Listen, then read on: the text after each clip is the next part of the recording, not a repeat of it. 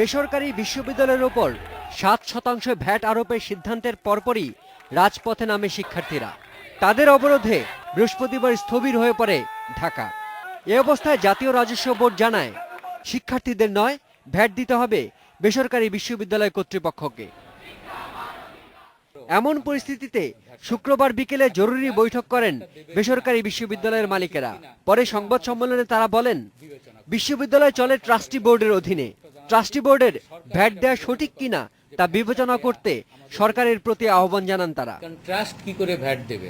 আর VAT তো সাধারণত হয় হলো যারা সুবিধা নেয়, অর্থাৎ ভোক্তাদের উপরে। শিক্ষার্থীদের রাজপথের আন্দোলন থেকে সরে আসারও আহ্বান জানানো হয় সংবাদ সম্মেলনে। ছাত্রদের দাবি আদায়ের জন্য, কারণ এখন কিন্তু ছাত্রদের উপরে কিন্তু আর ভ্যাটের সরাসরি আরোপ নাই।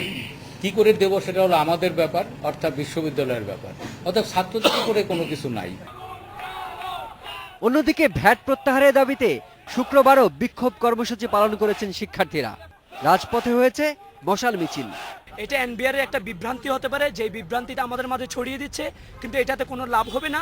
আমরা আমাদের আন্দোলন চালিয়ে যাব। এরপর শনিবার থেকে সোমবার পর্যন্ত ছাত্র ধর্মঘট পালনের ঘোষণা দিয়েছেন আন্দোলনকারীরা।